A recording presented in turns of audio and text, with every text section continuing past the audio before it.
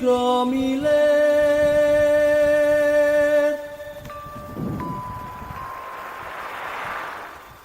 sing dadi pengayom donya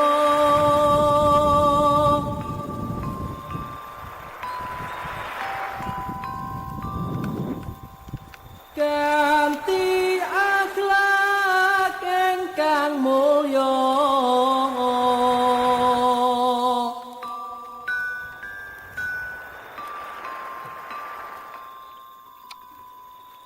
budi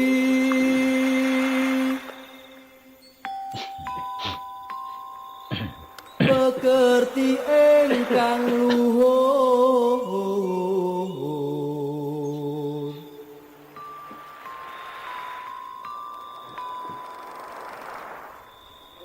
dadi arum donyane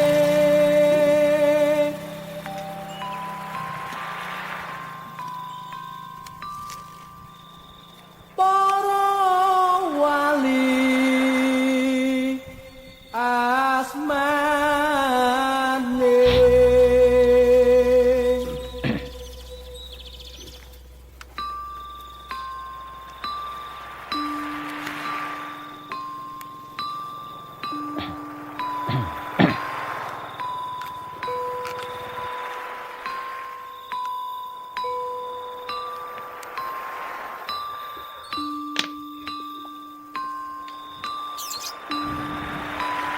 Ini untuk yang gembleng, yang sudah sampai di tahapan manunggal jati, ada berapa orang? Sang Sita Resmi datan jumedhul 15 termet. amung taranggana ingkang abyor ing tawang aglar gumelar eneng Cakrawala minangka dipaning ratri. Coba yang merasa sampai di tahapan manunggal jati ngumpul saking pangosing Gusti Allah ingkang maha welas tuwin maha asih.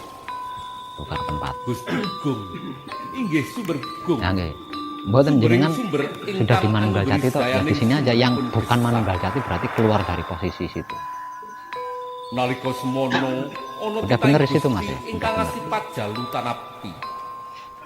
Manungsa Sudah bener di situ. Sang wonten marcapada kedah nindakaken sayaning kesenan. Amestudi ila ujaring para kina ingkang dahat pinundi-pundi. Sarta angeluri Laksita Harja nulat edi endahing budaya luhur. Umiring sesanti testi sing tias marsudi mardawaing budaya tulus. Budaya ateges budidaya ingkang tuwa saking usik ing penggalih. Wondene tulus saling pangestu ingkang tumuju marang kotamen pinaringake. Titah samparaning gesang kedah ngambah tataran ingkang sampun kawrat ing serat aturipun. Mangkene patrapipun wiwit anem amendeng laku mengurangi pangan turu sawetawis. Untuk panjenengan ya, yang sudah sampai di tahapan manunggal jati, patrap manunggal jati itu adalah laku wicaksono, laku panguwasa ya. Laku wicaksono, laku panguwasa. Jadi di situ panjenengan harus benar-benar sudah mengerti, harus benar-benar sudah memahami, harus benar-benar sudah mengetahui apa dan bagaimana itu patrap samadhi manunggal jati. Karena dia bersifat wicaksono, bersifat panguwasa. Kalau panjenengan di situ belum benar-benar paham, belum benar-benar mengerti, belum benar-benar tahu, nanti setelah gembleng jenengan akan tetap mengalami kesulitan-kesulitan di dalam berspiritual ya.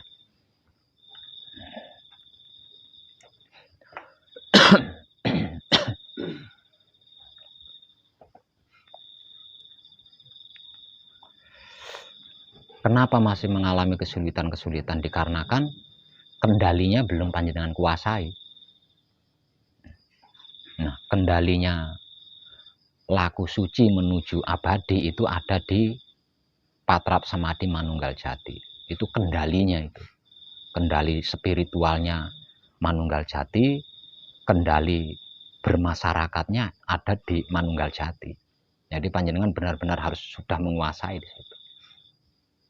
Nah, terkait ini saya akan bertanya pada panjenengan. Kalau panjenengan bisa menjawab pertanyaan saya, berarti panjenengan sudah menguasai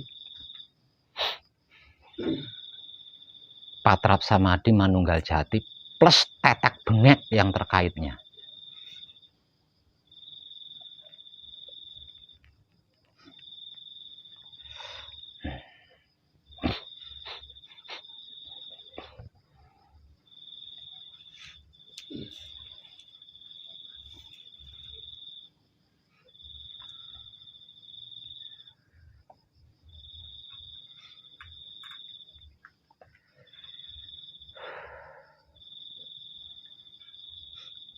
Apa yang sedang kita kaji bersama di sini?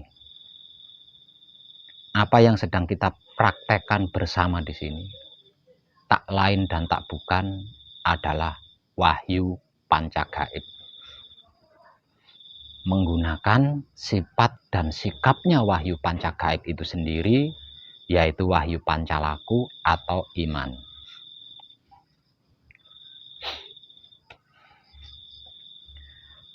Dan hakikat daripada wahyu pancagaib tak lain dan tak bukan adalah sedulur papat kalimo pancernya kita sendiri, alias isi raganya kita sendiri.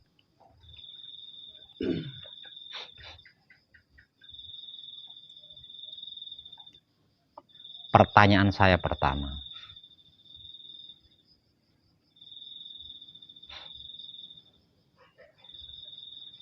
dari apa dan bahannya apa raga kita?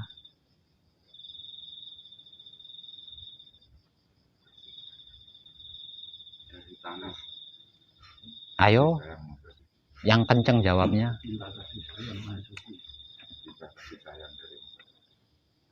Tuh kan, masih banyak yang belum tahu kan?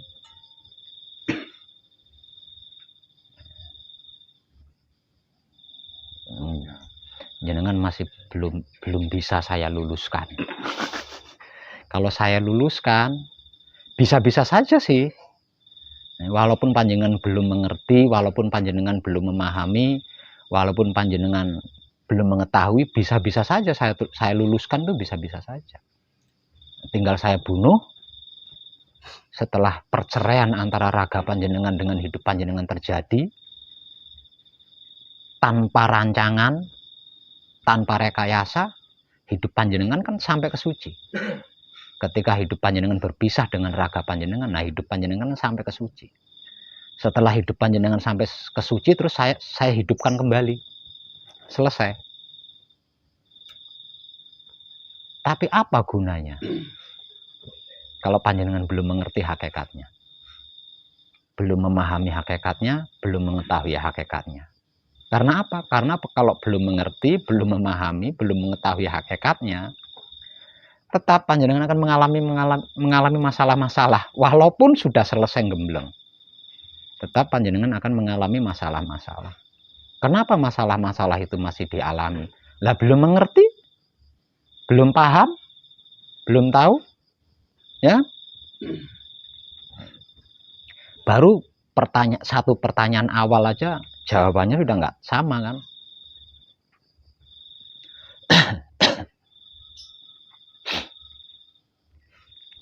Maka dengan ini saya beritahu lagi dan berusahalah untuk tidak lupa. Raga kita berasal dari cinta kasih sayang Tuhan dan berbahan cinta kasih sayang Tuhan. Nah, berusahalah untuk tidak lupa lagi.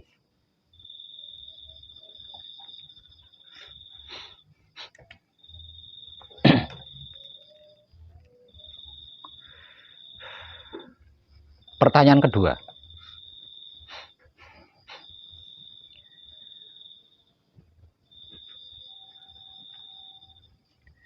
Hakikat wahyu pancagaib adalah sedulur papat kalimo pancernya kita. 4 diantaranya adalah jiwa kita yang jika manunggal. Jiwa kita sebelum manunggal ini memiliki sebutan sendiri-sendiri. 4 di antara ruh kita adalah jiwa kita jika manunggal. Kalau belum manunggal, dia tidak bisa disebut jiwa. Lah, setiap ruhnya itu memiliki sebutan masing-masing yang secara sederhana disebut sebagai sedulur papat atau saudara 4.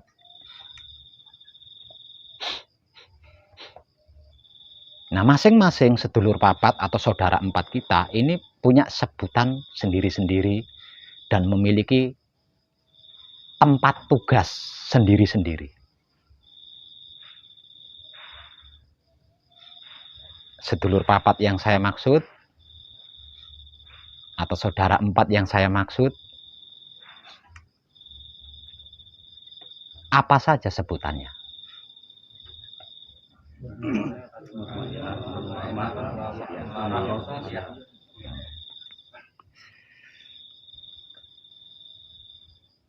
Nah, kalau tempat tugasnya mutmainah, aluama, amarah, supiyah, di mana saja coba? Mutmainah di mata, amarah di telinga, amarah di lidah. Sekarang pertanyaan ketiga. Dari mana dan berbahan apakah sedulur papat kita yang jika manunggal disebut jiwa ini? Nah, dari manakah asal usul dan bahannya jiwa kita?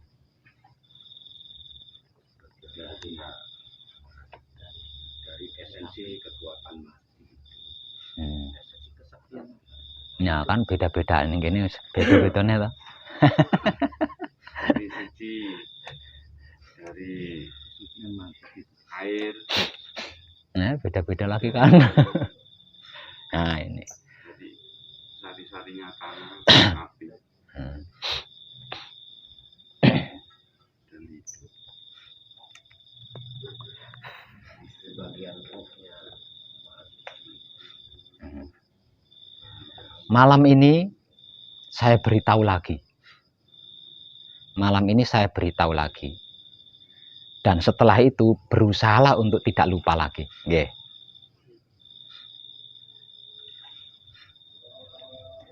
Sedulur papat atau saudara 4 kita yang jika manunggal disebut sukma ini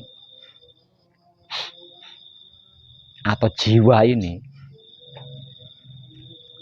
itu berbahan dari kesucian Tuhan. Dicipta dengan kesucian Tuhan, dirancang untuk menjadi kesucian Tuhan. Dan diharuskan kembali kepada kesucian Tuhan.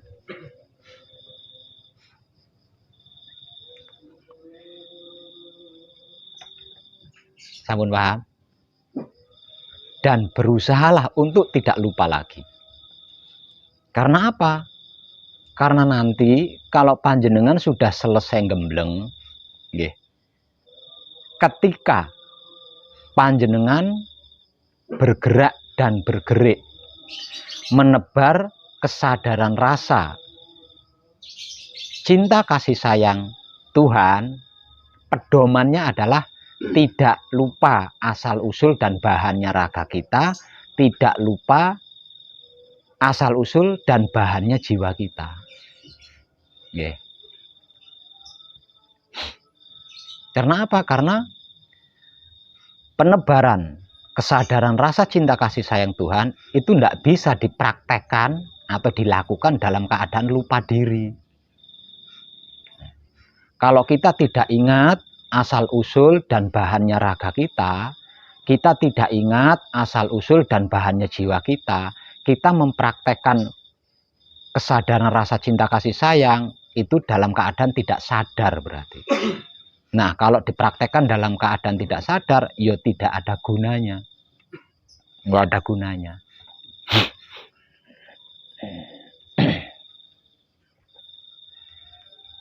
Kenapa dikatakan tidak ada gunanya? Karena ketika kita menebar kesadaran rasa cinta kasih sayang Tuhan kepada sesuatu, jika sesuatu itu menolak, kita akan kecewa. Jika sesuatu itu menerima, kita akan bangga atau jumawa. Jika dilakukan dalam keadaan tidak sadar diri atau lupa diri. Nah, dengan itu akhirnya kita akan mengalami kesulitan untuk mengucapkan terima kasih.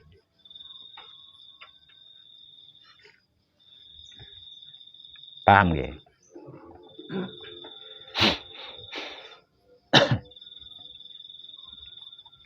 Pertanyaan keempat.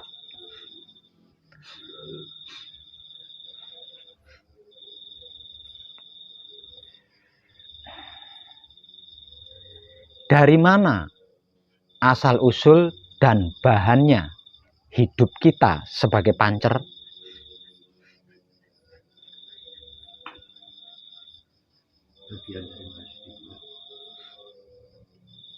Ayo, Sui menjawab ya.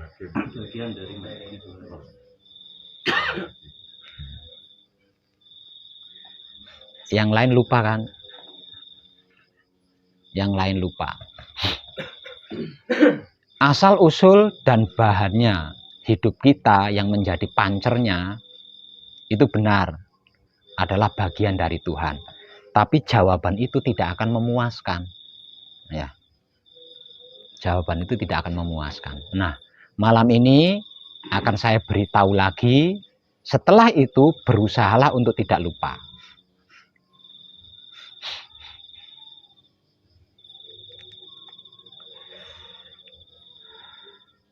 Asal usul hidup kita yang menjadi pancer adalah Maha Suci itu sendiri. Sedangkan bahannya adalah ruhnya Maha Suci atau datnya Maha Suci.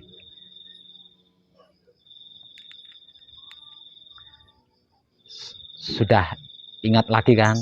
Nah, berusahalah untuk tidak lupa. Kalau panjenengan lupa asal usul dan bahannya raga panjenengan, kalau panjenengan lupa asal usul dan bahannya jiwa panjenengan, kalau panjenengan lupa asal usul dan bahannya hidup panjenengan, lah itulah yang disebut manusia lupa diri. Itulah yang disebut manusia lupa diri. Dikarenakan lupa dengan dirinya, maka tidak mengenal dirinya, tidak tahu diri. Dikarenakan tidak tahu diri, yang ada hanya kebingungan, ketakutan, kesusahan, kesulitan, dan lain-lain sebagainya.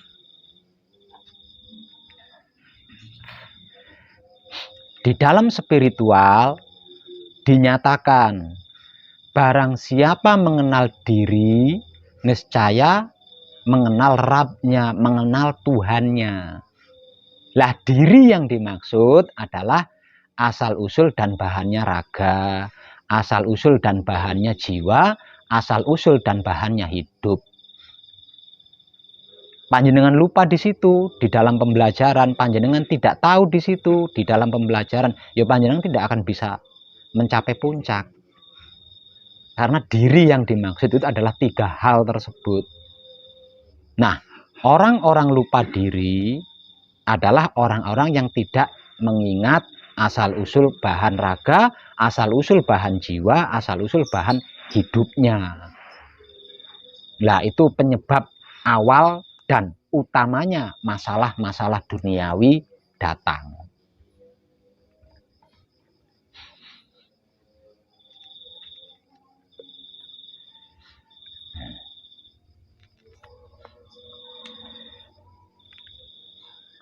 Pertanyaan kelima. Dan pertanyaan terakhir.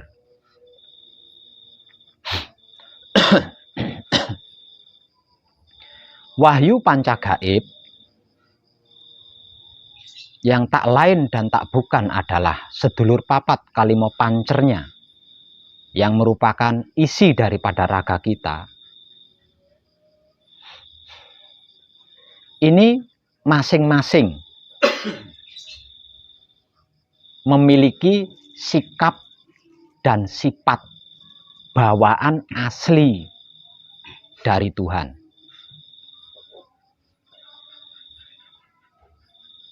Saya ulang, wahyu panca gaib yang tak lain dan tak bukan adalah sedulur papat kalimo pancernya kita sendiri atau 5 ruh yang merupakan isi daripada raga kita.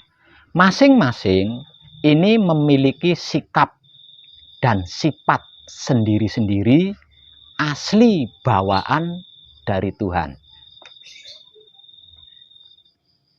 Pertanyaannya, saudara kita mutmainah itu sikapnya bagaimana?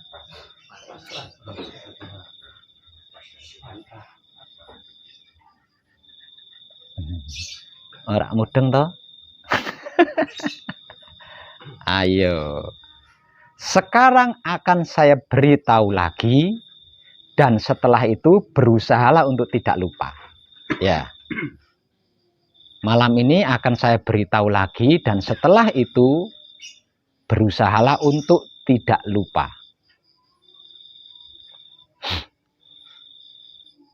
Makanya usahakan kalau malam lampu ruangan aula dinyalakan.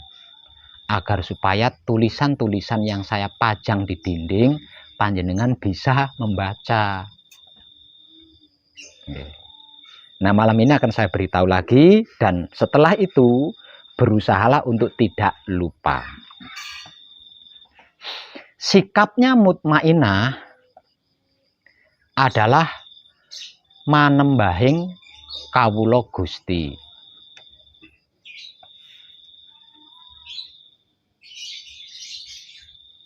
Bukan pasrah kepada Tuhan.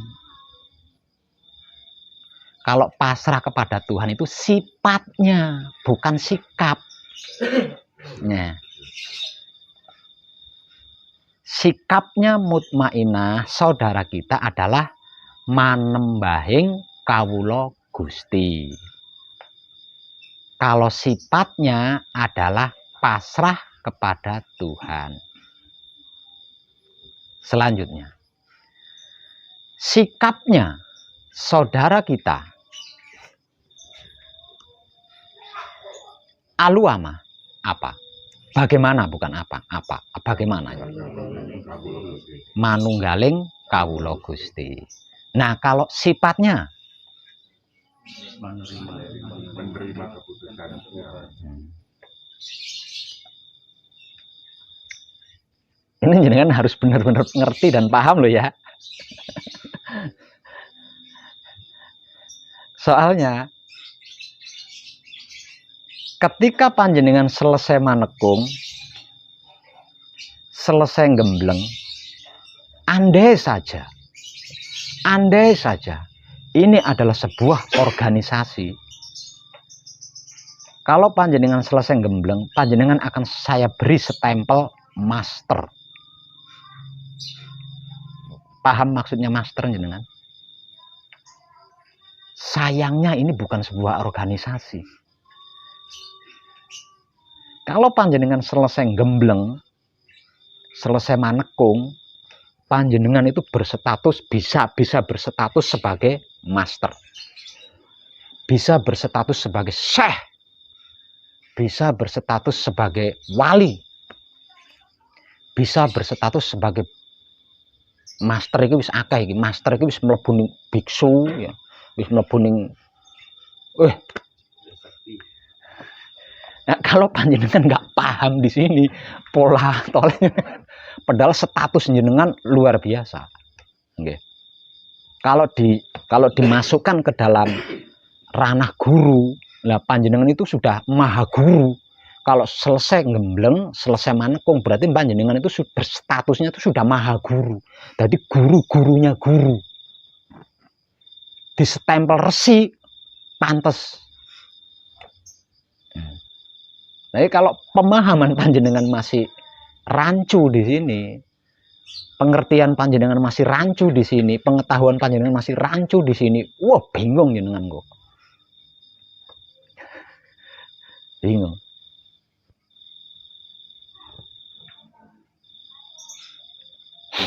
Isi sasar susur. Lah, sasar susur itu kan bukan kelakuannya maha guru kan. Bukan kelakuannya syekh kan. Bukan kelakuannya wali kan. Lah wong isi sasar susur sing goleki.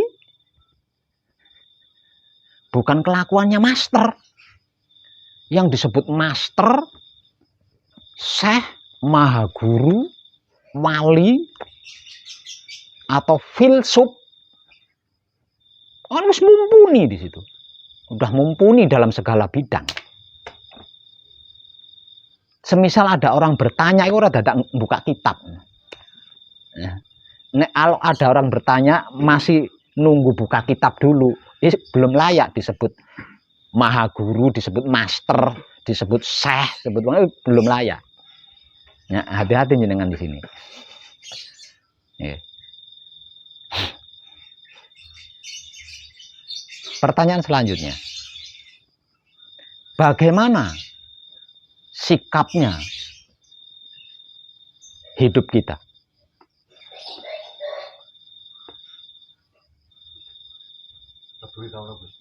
Di sampean iki iso melok-melok to Pak ngerti.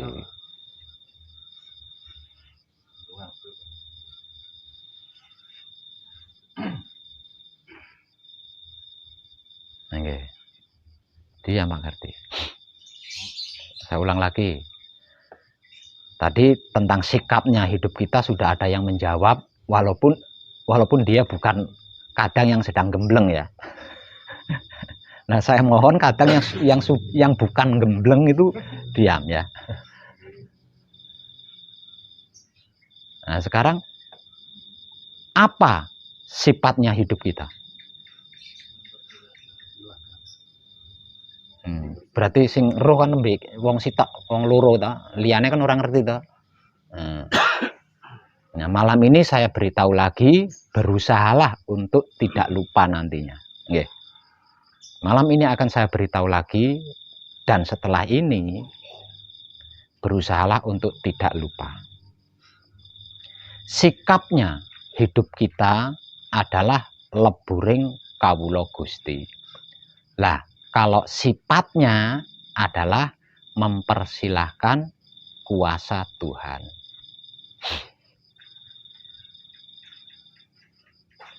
Pertanyaan selanjutnya, bagaimana sikapnya saudara kita amarah?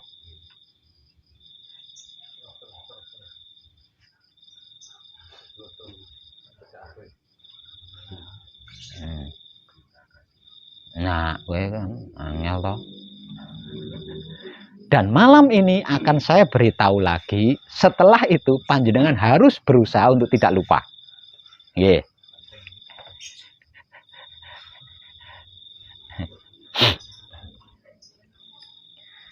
Sikapnya amarah saudara kita adalah sampurnaning kawula Gusti. Sedangkan sifatnya adalah merasakan kenyataan Tuhan.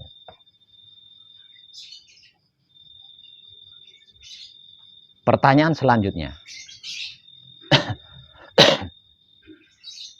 bagaimana sikapnya saudara kita Supia?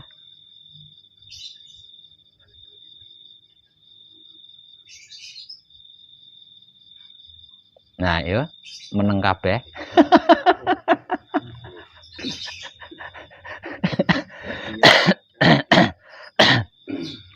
Panjenengan yang dihafal oleh panjenengan itu cuma sifatnya, sedangkan sikapnya ndak. Makanya jenengan bingung. Saya cerdas. kalau saya tanyakan dari sifatnya jenengan iso jawab kabeh. Memang saya cerdas kok maha guru gitu loh. Malah tak takokne awit saka sikape sik. Udah bingung. Tuh kan. Nah, malam ini akan saya beritahu lagi. Setelah itu berusahalah untuk tidak lupa. Sikapnya Supiah saudara kita adalah sampurnaning patilan urip. Sedangkan sifatnya adalah menebar cinta kasih sayang Tuhan. Mulane lampu aula diuripke aja mbok petengi kaya guwa. Nah, kalau lampu aulanya dihidupkan kan panjenengan setiap saat bisa membaca.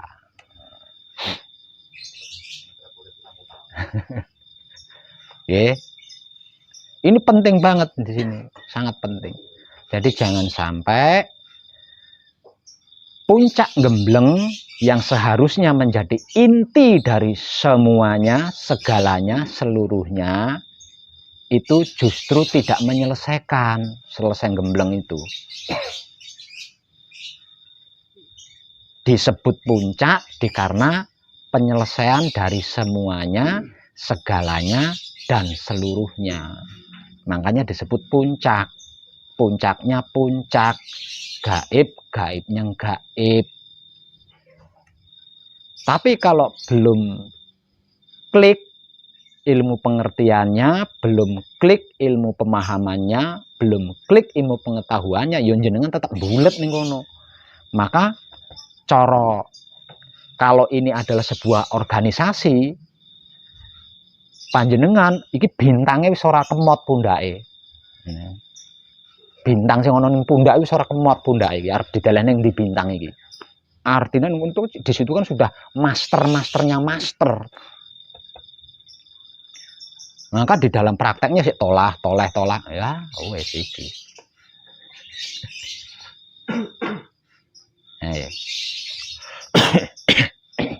Lah,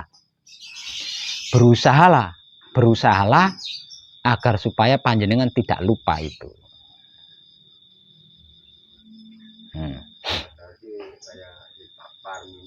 Panjang kali dulu, awas mana hati-hati, si tak penipu ya, tapi kali dulu harus pada mendengarkan panas, ya kan? Kita gitu tulis lagi.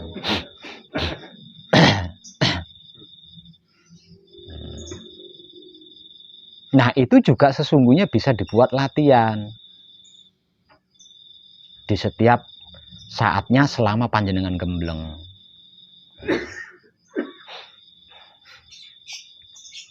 Nah, dengan melatih itu, lah nanti pikiran otak kita itu ndak banyak ngelayap, ndak banyak keluarnya. Nah, terus batinnya hati kita juga tidak terlalu sibuk menerka-nerka dengan berlatih seperti itu. Nah, latihan yang saya maksud itu berlatih mengingat-ingat, oh iya, asal usul raga saya itu dari cinta kasih sayang Tuhan dan kasih sayang Tuhan.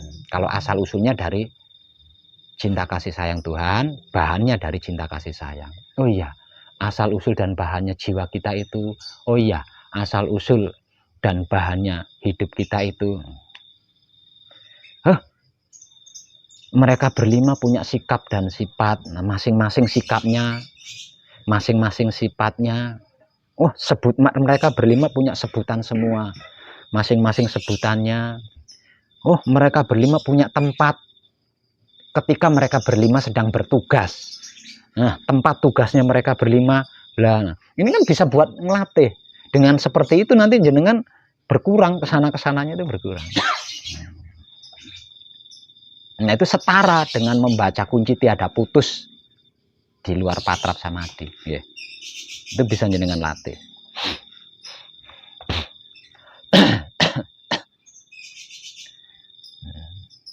Nah, karena panjenengan belum klik di sini atas nama cinta kasih sayang dari hidup saya buat hidup panjenengan, saya tidak bisa meluluskan panjenengan malam ini. Karena saya luluskan sekalipun percuma kan. Percumanya apa? Lawang setelah manekung panjenengan masih bekerja, masih bekerja nguras otak, masih bekerja menyibukkan hati dan lain sebagainya, nggak ada gunanya kan?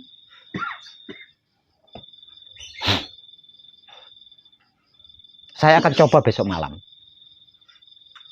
Tapi sebelum saya mengantarkan panjenengan masuk ke dalam ranah suci, saya akan mengulangi pertanyaan ini besok malam. Kalau besok malam panjenengan saya tanya hal yang sama seperti ini tadi, kok jenengan bisa menjawab tanpa harus berpikir lama, berarti panjenengan layak untuk menjadi maha guru, layak untuk menjadi master. Dan saya berani meluluskan panjenengan. Karena apa? Karena akhir-akhir ini saya tidak mau ambil resiko. Saya nggak mau ambil resiko. Memangnya apa resiko yang akan didapatkan oleh Pak Web? Loh, saya itu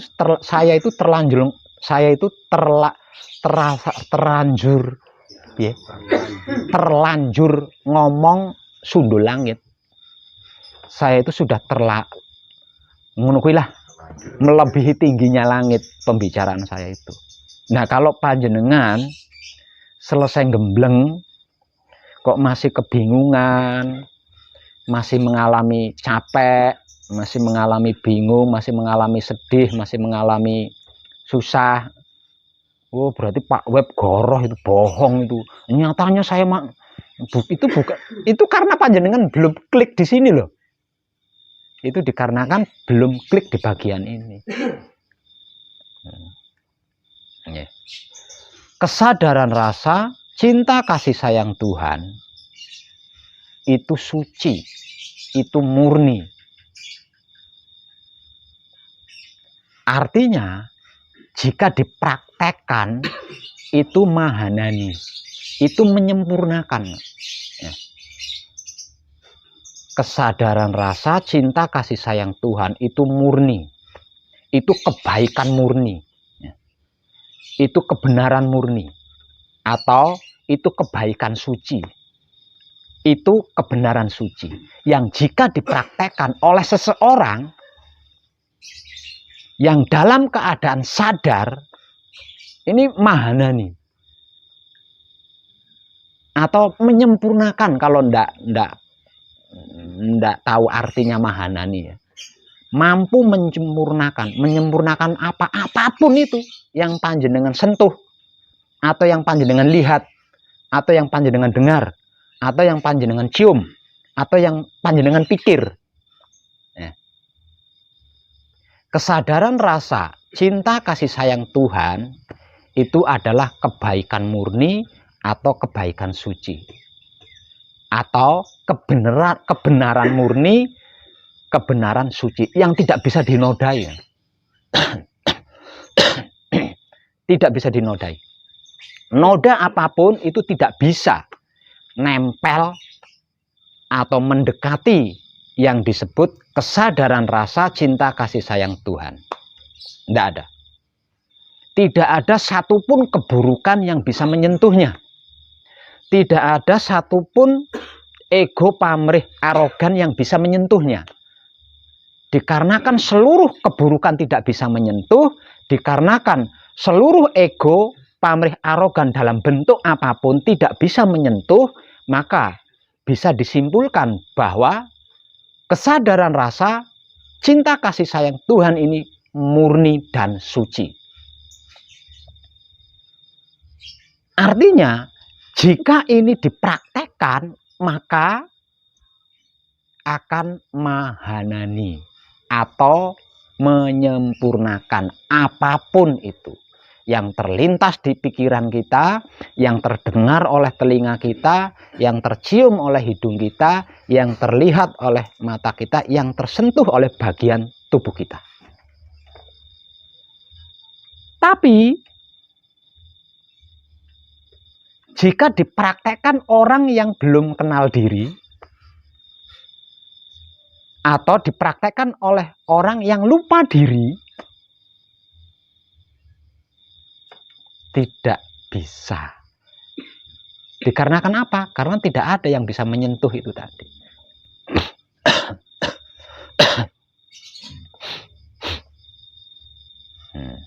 Sehingga sesudah dipraktekkan, jika ada yang menerima, dia akan jumawa.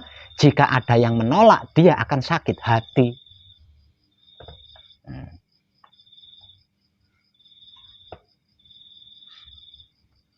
Jadi jenengan harus benar-benar klik di sini. Lah, daripada bengong, lebih baik 3 singgasana kita gunakan untuk mengingat-ingat asal usul dan bahannya raga kita, asal usul dan bahannya jiwa kita, asal usul dan bahannya hidup kita, serta 5 ruh di dalam diri kita. Sebutannya ini, tempat tugasnya ini, sikapnya ini, sifatnya ini. Nah, sibukkan diri panjenengan untuk mengingat-ingat itu. Mumpung panjenengan masih belajar bersama saya di sini. Soalnya kalau panjenengan sudah pulang nanti, panjenengan sudah praktek, bukan belajar lagi. Oke.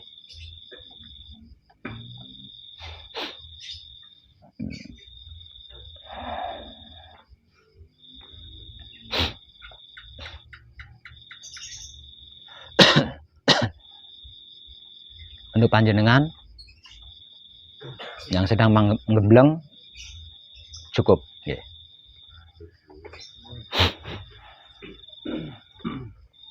Pokoknya kalau sudah gelap, lampu nyalakan, yeah.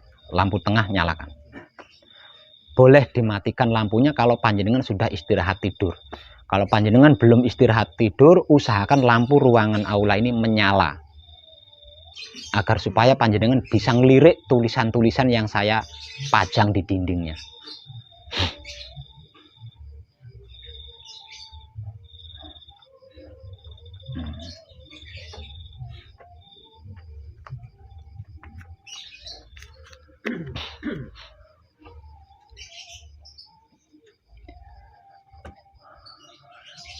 Nah, saya Gus Les iki piye?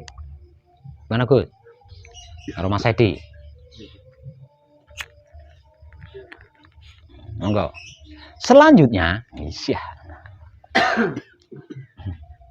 apa yang ingin panjenengan mengerti, apa yang ingin panjenengan pahami, apa yang ingin panjenengan ketahui, dan apa yang ingin panjenengan capai. Iya, nggak mau disebut Gus Les karo Mas Sedi.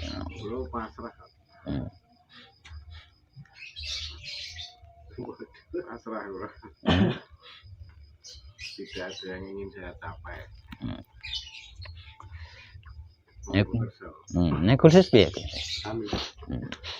Coba minta ungkapannya ketika melakukan patrap samadhi, entah itu di Mijil Sowan atau di Mijil Totolenggah atau di Mijil Manunggal Jati. Nah, seperti apa coba?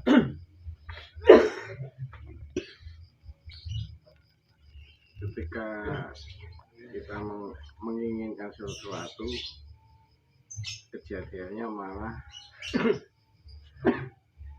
yang tidak kita inginkan. Artinya sesuatu yang berubah-ubah. Ketika patrap itu.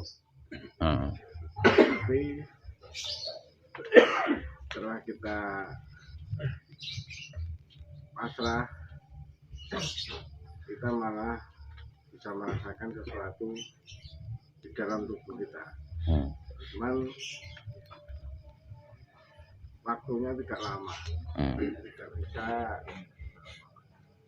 maksudnya itu tidak bisa mengikuti arahan ya sebentar, dalam tempo sebentar sudah hilang. Ketika melakukan patrap samadhi,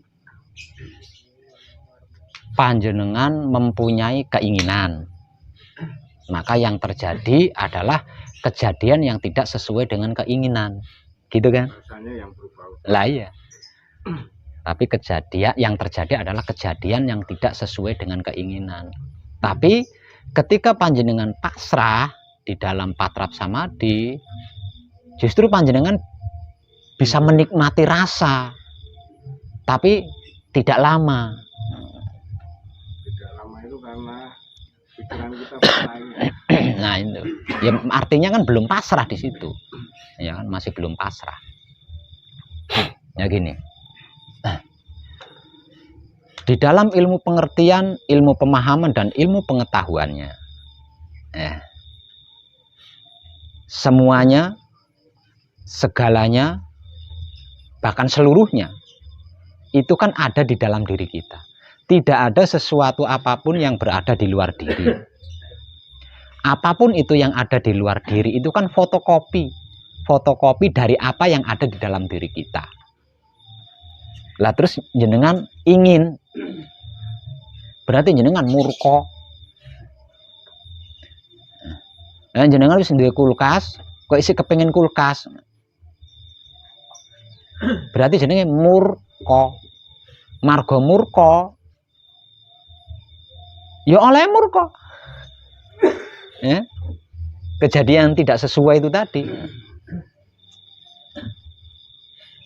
Nah, ketika panjenengan pasrah, nah justru panjenengan bisa menikmati rasa dari sesuatu yang panjenengan tidak minta kan gitu. Tapi hanya sebentar, dikarenakan timbul sebuah pertanyaan di dalam, rasa apakah ini? Berarti pasrah jenengan isi pasrah pikiran, dudu pasrah utek.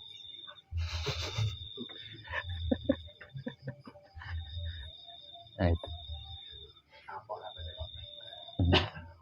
Kalau dari pengalaman saya itu hanya satu, saya tidak ingin apa-apa kecuali hanya ini kewajiban saya untuk melakukan sebagai hamba katakan kalau hukum syariat. Terus kedua yang saya dapat itu rasa dalam hati saat patrap. Itu saya merasakan sebuah bahagia yang saya rasakan waktu muda. Seperti saya rindu dengan pacar saya lama tidak ketemu. Ketemu itu rasanya enak, marem, seneng. Terus efeknya setelah lepas dengan istri saya itu saya semakin mencintai. Dalam arti ada rasa gini, dalam rumah aku ya ono ya ini sabar. Itu kadang-kadang ini loh itu keluar. Jadi dari kepingin atau mencoba untuk ke dimensi lain. Yang ditakuti ini gua bahasa kalau di sini kan kasukman itu. Itu namanya bukan cinta, Gus. Itulah yang dimaksud kesetiaan, bukan cinta ya. Dan itu proses bagus itu, Gus. Proses bagus. Iya, proses bagus itu. Namun sayangnya sebagus apapun masih proses.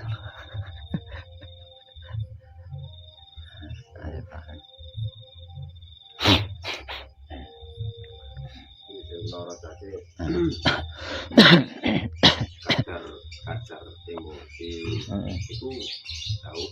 Terus kabeh kalih atine empuk lah intine ngoten. Lunak.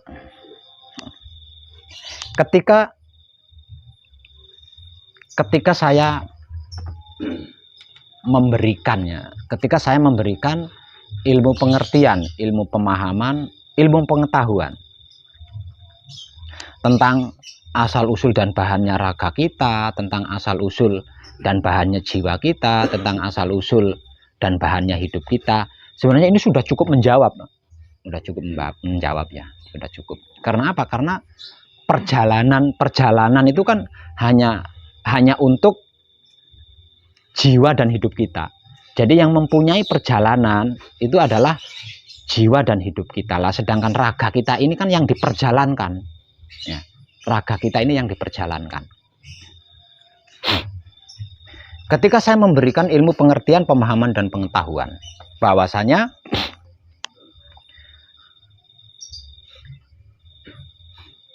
sukma kita atau jiwa kita itu berbahan suci, berasal dari suci, dicipta di dalam suci, didesain atau dirancang untuk suci, dan diharuskan kembali kepada suci.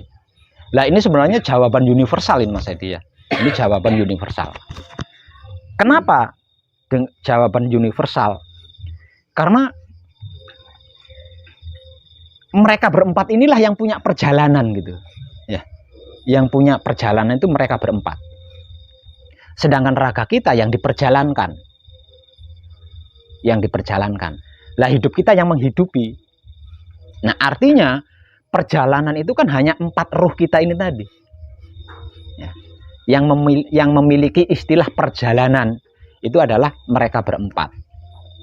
Lah, alatnya adalah wahyu pancagaib yang dipraktekkan dengan wahyu pancalaku atau iman. Lah ini jawaban universal. Semuanya itu semuanya itu di situ. Muaranya itu di situ, muaranya. Nah, sedangkan tata cara dan teknik-teknik di dalam mempraktekkan wahyu pancagaib menggunakan sifat dan sikapnya wahyu pancagaib itu sendiri, yaitu wahyu pancalaku atau iman,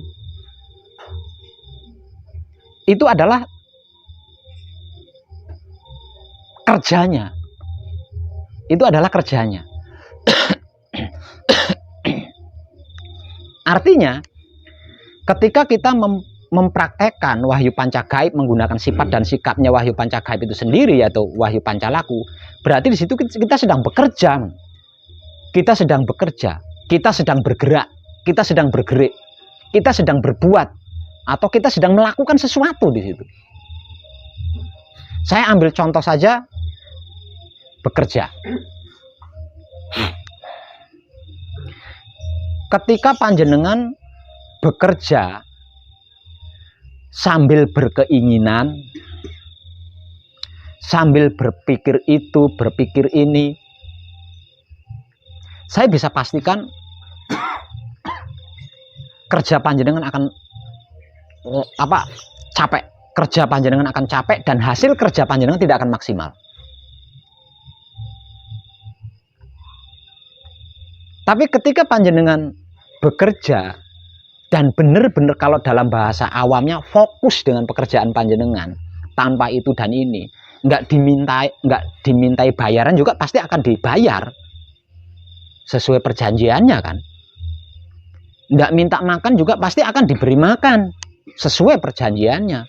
Nggak minta rokok pasti akan diberi rokok sesuai perjanjiannya. Nah ini banyak yang nggak begitu mudeng di bagian sini. Sesungguhnya ketika kita mempraktekkan wahyu pancagaib menggunakan sifat dan sikapnya wahyu pancagaib itu sendiri, yaitu wahyu pancalaku atau iman, berarti kita itu sedang bekerja. Berarti kita sedang bergerak dan bergerik. Jadi cukup sadari saja. Tidak perlu itu dan ini. Yang namanya orang bekerja pasti dibayar. Jangan takut. Pasti dibayar. Ini akeh sing ora klik ning ngene iki akeh. Makanya saya berani katakan, kalau panjenengan benar-benar mempraktekkan wahyu pancagaib menggunakan sifat dan sikapnya wahyu pancagaib itu sendiri, yaitu wahyu pancalaku atau iman, kita bisa bercermin kepada bayi lah. Untuk bisa makan kan bayi tidak perlu.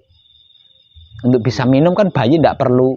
Untuk bisa berpakaian bersih, bagus, anyar kan bayi tidak perlu, ya, nggak perlu itu ini. Itu kita bisa bercermin di situ. Kalau ini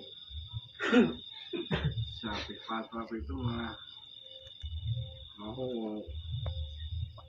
apa gitu lupa. Ya kan itu cuma duduknya terus aku mau apa itu bingung. Itu gimana? Yaitu bentuk bimbingan sebenarnya.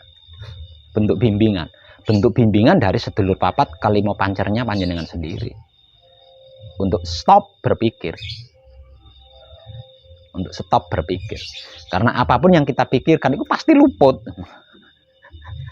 Apapun yang kita pikirkan itu pasti luput. Apapun yang kita batin itu pasti luput.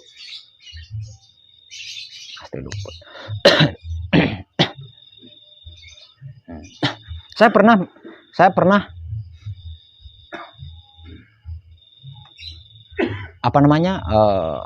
menyampaikan sebuah kata. Andai kata panjenengan itu nganggur total, ya. Ndak punya pekerjaan, apalagi penghasilan, kerja aja enggak kan, nganggur total, wis diklaim elek lah karo tonggo. Kalau benar-benar mempraktekkan wahyu pancagaib, menggunakan sifat dan sikapnya wahyu pancagaib itu sendiri, yaitu wahyu pancalaku atau iman, ora iso mangan, saya yang berani ngasih makan.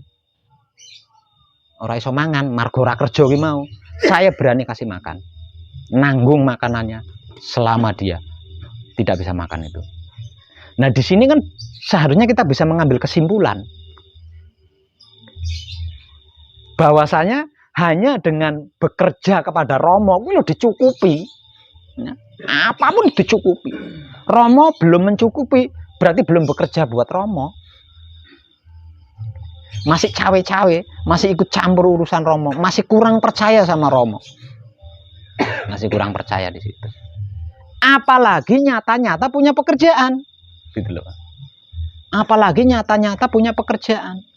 Wong yang nyata-nyata nganggur total saja, kalau benar-benar pancagaib, benar-benar pancalaku, tidak akan mengalami tidak bisa makan, tidak akan mengalami tidak bisa ngerokok, tidak akan mengalami tidak punya uang buat jajanin anak, itu tidak akan mengalami itu. Dari penyampaian saya ini kan harusnya bisa disimpulkan, oh berat, nah gitu. Itu salah satunya yang saya alami. Iya itu seperti itu.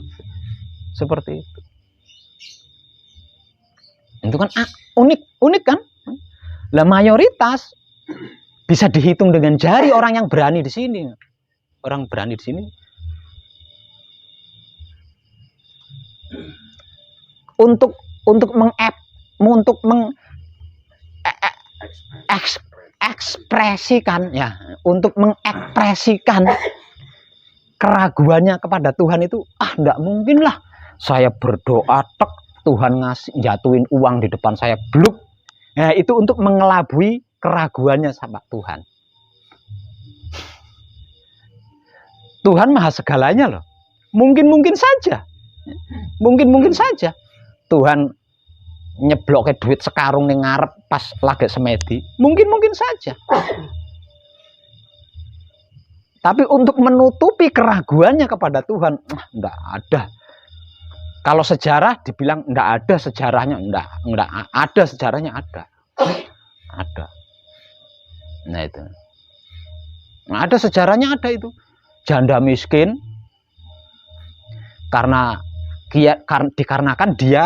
dikarenakan dia itu terdogma bahwa Tuhan itu berada di nan jauh di sana. Nah, ya kan dia kena dogma itu.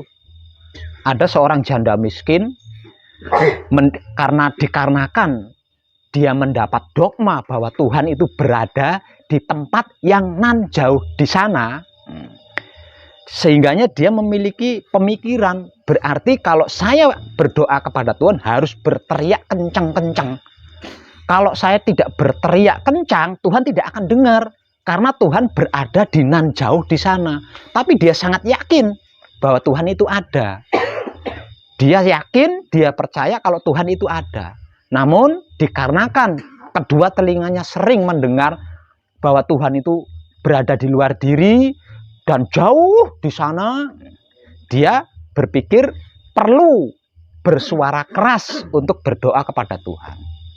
Nah, suatu saat dia berdoa, Nah, setiap kali berdoa dia naik ke genting. Ini dhuwur wuwungan. Nah, dhuwur wuwungan itu ndonga, berdoa di atas rumahnya sendiri, di atas atap rumah sendiri berdoa, Tuhan, aku minta uang. Tuhan, karo bengok-bengok. Nah, tanggane kan do risih. Tanggane ndore akhir diserawati ora enek kowe seumur urip ora iso kerja, ora tau kerja, arep njaluk duit, pengen duit iki sapa sing arep menehi? Siapa yang akan memberi? Lah wong kamu ndak pernah kerja, males kerja. Kamu bengok-bengok seperti itu ya ndak akan mungkin Tuhan mau jatuhin kamu uang sekarung, itu ndak akan mungkin. Walaupun sering dilempari batu sama tetangga-tetangganya, setiap kali dia berdoa, berteriak-teriak di atas rumahnya, dia tetap yakin bahwa Tuhan akan mengabulkan doanya. Temenan. Iki ana hadisnya loh iki. Aja banget sepele. Temenan. Tiba-tiba dari atas langit jatuh sebongkok karung. Sampai atap rumahnya itu ambret. Berat. Kejatuhan bongkokan karung itu tadi. Dibuka, isinya duit, pingsan, pleng. Ya itu. Itu piye lek ana cerita ngono piye? Ini ada hadisnya loh ini.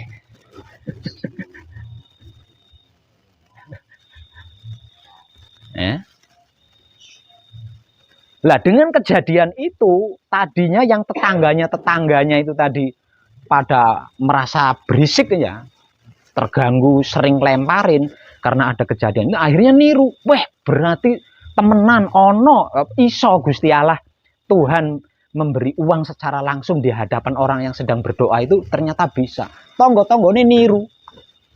Niru ndonga ya bengok-bengok ngono kuwi. Tapi apa dijatuhi genteng. Sekarung genteng berat.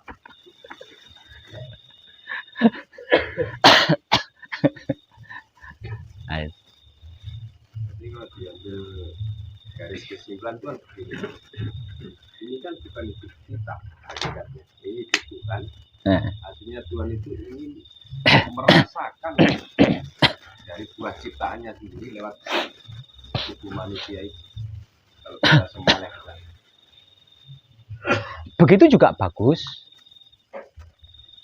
tapi belum tepat. Belum tepat. Yang pasti, yang tepat, seluruh manusia hidup itu diciptakan untuk menyatakan firman-Nya atau melakukan firman-Nya. Kalau disederhanakan, untuk melakukan gerak-geriknya. Untuk melakukan gerak-geriknya. Nah, dari sini kita juga bisa mengambil kesimpulan kan? Nah, kalau setiap manusia hidup atau seluruh orang, setiap ya. Kalau seluruh manusia adalah melakukan pergerakan Tuhan, melakukan pergerikan Tuhan, berarti kan Tuhan itu sendiri yang bergerak. Maka yang dimaksud Tuhan itu adalah maha segalanya. Ada yang mustahil. Ini logika loh. Ini logika loh. Jadi sesungguhnya seluruh manusia hidup itu diciptakan, diutus untuk menyatakan firman-Nya. Untuk menyatakan firman. Nah, ketika Tuhan menurunkan firman ini, itu langsung dengan wujud. Wujud siapa yang berbentuk ya, wujud siapa yang berupa firman ini? Nabi Isa. Nabi Isa itu sudah disampaikan oleh Nabi Isa. Aku adalah firman Allah. Aku adalah kalamnya Allah. Jadi segerak-gerikku adalah Allah. Dan seluruh kitab mengabarkan tentang itu. Dan engkau semuanya mencari inti itu. Kini aku ada di hadapanmu sebagai kenyataan firman-Nya. Apa yang kau... Jangan. makanya sampai mampu mengalirkan roti dari langit itu. Ya iya loh, karena Tuhan itu sendiri yang melakukan kan. Kita hanya dipergerakkan. Kita hanya dipergerakkan. Hanya saja selama ini kan kita tidak mau, ya, tidak mau dipergerakkan oleh Tuhan, tidak mau dipergerakkan oleh Tuhan. Lah ini kan pengkhianat, Mas. Bukan enggak mau, pakai kan konsep. Gitu. Sadarnya setelah di sini. Gitu. Aslinya kan di situ. Diri itu. Nek. Itu kan disekat. Nah, itu. Otak manusia tercuci di wilayah sekatan. Nah, iya. Nah, apalagi kalau kita ngambil sampel dari apa namanya, ngambil sampel yang tersurat di dalam Alkitab ya. Tidak selembar daun pun yang jatuh ke bumi yang aku tidak tahu. Nah, ini aslinya kalau kita ambil kesimpulannya ya, itu jelas banget kan Gus di situ. Di situ kan jelas banget. Namun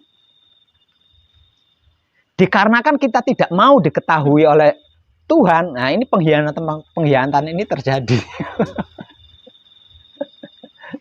Padahal kalau gerak-gerik kita adalah pergerakan dan pergerikan Tuhan, dan apapun gerak-gerik kita itu dipantau oleh Tuhan. Yo ora ono sing ndak ada sesuatu. Ya iyalah. Nah, gimana? Ada nih kono.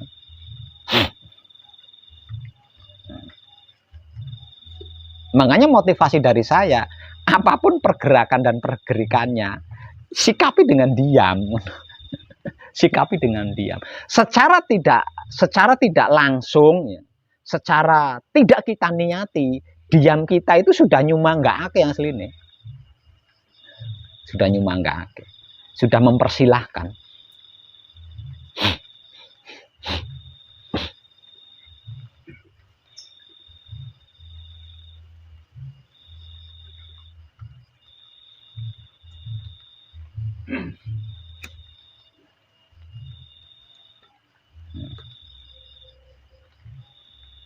Mas Hadi. Terus kadang-kala muncul sebuah bersitan dalam pikiran atau dalam perasaan itu sebenarnya ulah dari siapa? Kalau seumpama kita belajar memahami di gerak-gerik yang dipahami dari Pancakait dan Pancalaku, gerak-gerik itu kan, kadang-kala muncul dalam pikiran tidak enak atau hati tidak enak, itu sebenarnya dari konteksnya dari mana?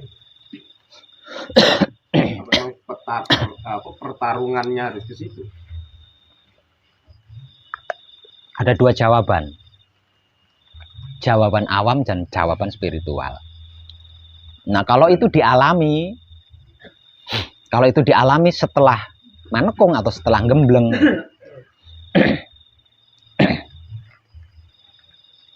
itulah bentuk-bentuk pendewasaan dari 5 ruh kita.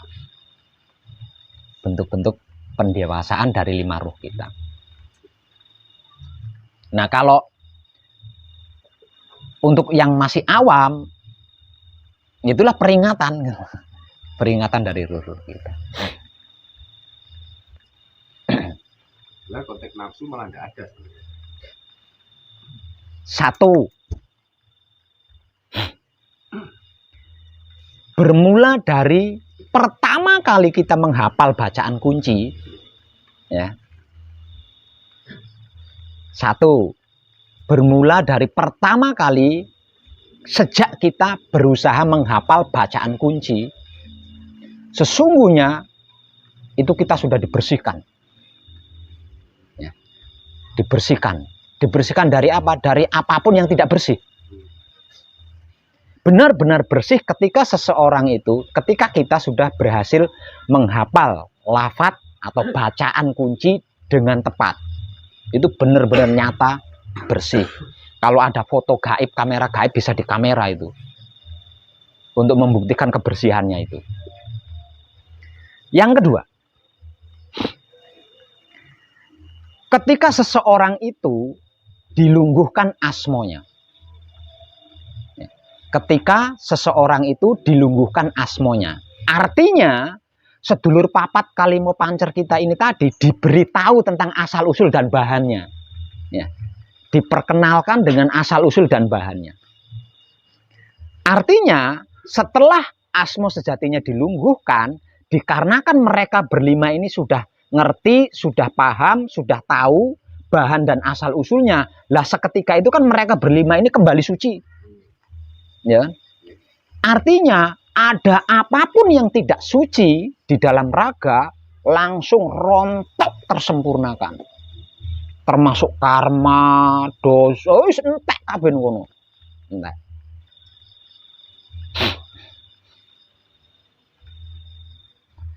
Yang ketiga, masih satu lagi. Yang ketiga, setelah gembleng mencapai puncak manekung atau mencapai puncak gembleng, hidup 5 ruh kita melalui hidup sebagai pancernya itu tidak hanya sebatas mengerti, memahami, dan mengetahui tentang asal-usul dan bahannya, tapi juga sampai di asal-usul dan bahannya. Artinya mereka berlima itu sudah benar-benar klik di situ. Sudah benar-benar klik. Lah, kalau ada sesuatu yang bersikap dan bersifat tidak bersih, tidak murni, tidak suci, tidak bisa menyentuh mereka berlima, Mas. Maka dari itu saya sampai berani kan, saya sampai berani mengatakan, saya sampai berani menyampaikan,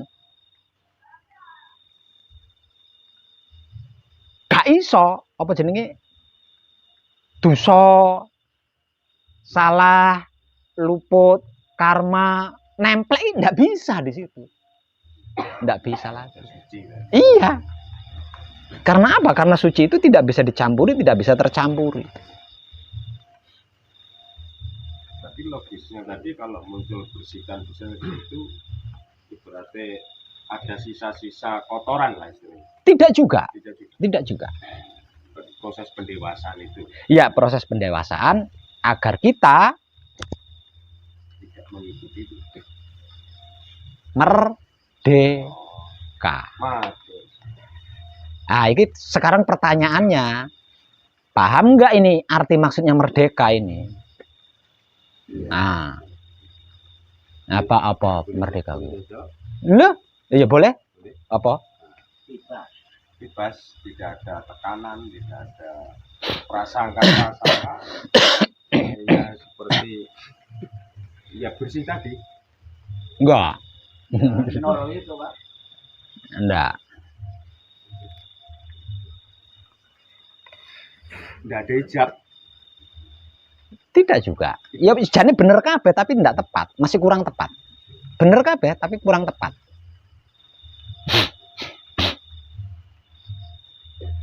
Apa Pak itu?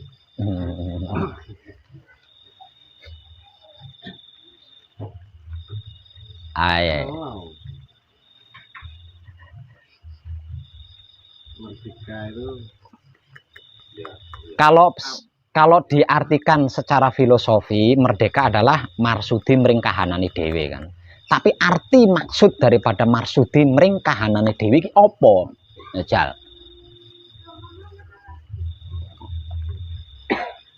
Ini kenyataan Tuhan itu sendiri. Marsudi mring kahanane dhewe. Kalau diartikan secara simpel itu kan mengiyakan dirinya sendiri. Mengiyakan dirinya sendiri. Itu lebih simpel lagi. Lah itu arti maksudnya apa? Jawaban panjenengan itu sudah benar semua, tapi tidak tepat.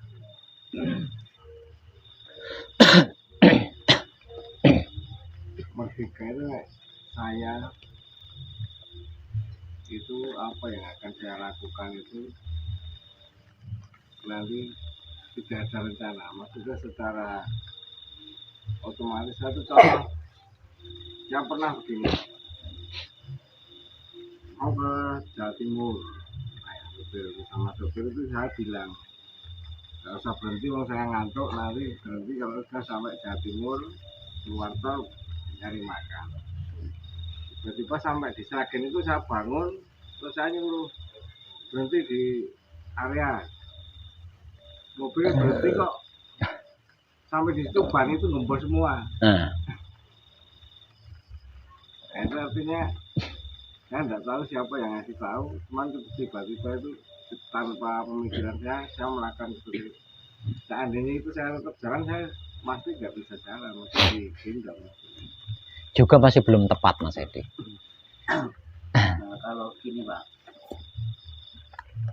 maksudnya merdeka itu ya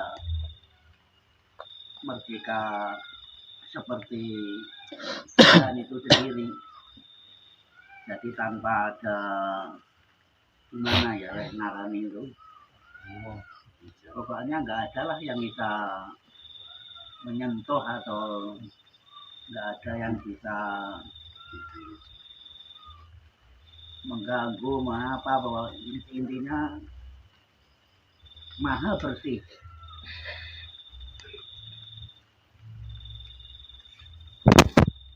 Sampun itu tok. Tidak tepat, sama semalah adoh nih. Malah adoh. Merdeka, arti maksud merdeka atau mersudi mring kahanane dhewe atau mengiyakan dirinya sendiri itu sangat sederhana kok. Arti maksudnya sangat sederhana. Tidak terikat dengan seluruh konsep.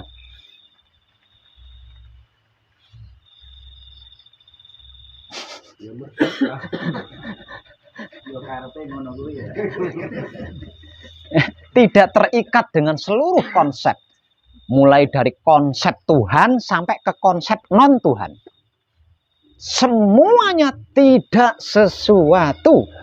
Jadi bebas total. Bukan bebas Jane, tidak sesuatu gimana? Itu bahasa paling sederhana itu. Bahasa paling sederhana adalah tidak terikat dengan seluruh konsep, entah itu konsep ketuhanan ataupun non ketuhanan. Lah dengan kemerdekaan ini hancur semualah. Yang namanya dinding, sekat, belenggu, hancur semua di situ dengan kemerdekaan itu. Jadi ketika kita sedang bersamadi, terus salah satu 4 anasir kita keluar atau tidak keluar, atau ketika kita samadhi kita mengalami sesuatu atau tidak mengalami sesuatu, ini mengguyu tok. Tanpa mengaktifkan otak, tanpa mengaktifkan atau hati kita pleketing. Enak oke. Iya luar. Kan enggak?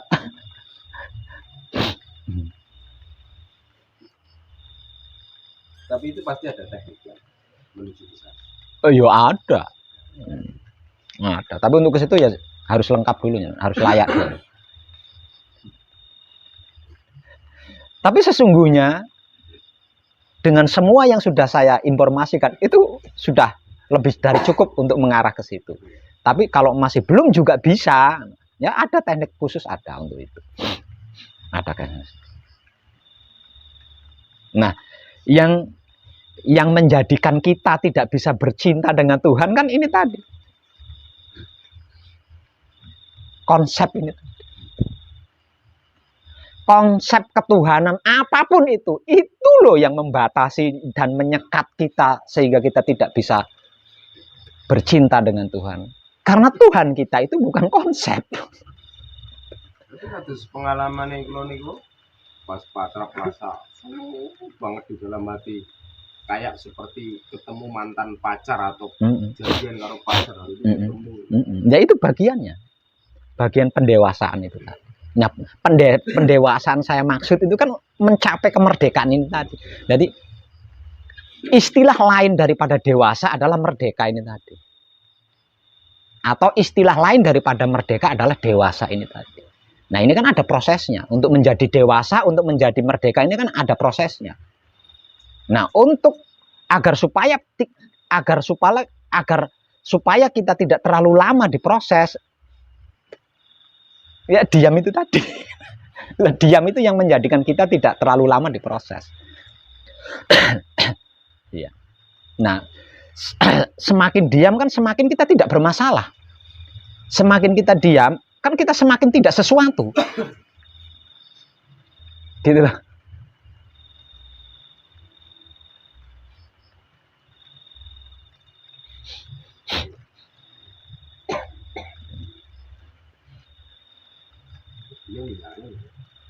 Ya butuh latihan. Dewasa angel. Perlu kebiasaan, perlu dilatih hingga sampai terbiasa. Karena apa? Karena kita sudah terlanjur banyak konsep. Lah, membebaskan diri dari konsep-konsep itu kan harus satu persatu. Nggak bisa sekaligus. Ora iso, harus satu persatu. Konsep-konsep itu kita harus keluar dari konsep-konsep itu satu persatu. Apalagi baru diproses 8 hari. Iya. Nah, kalau kita sudah berhasil keluar dari seluruh konsep dalam artian merdeka, lah di situ mulai berdiri atau jumeneng kedaulatan Romo. Jadi yang terjadi hanya konsepnya Romo itu sendiri. Tapi konsep Romo atau kedaulatan Romo ini tidak akan bisa terjadi selama kita masih ada di salah satu konsep yang itu bukan konsepnya Romo. Jadi kita harus keluar dulu satu persatu.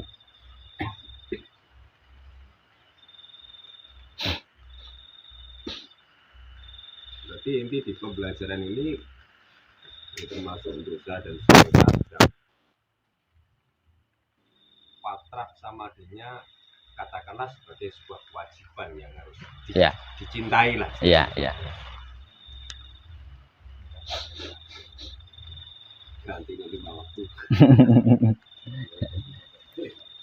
Ya.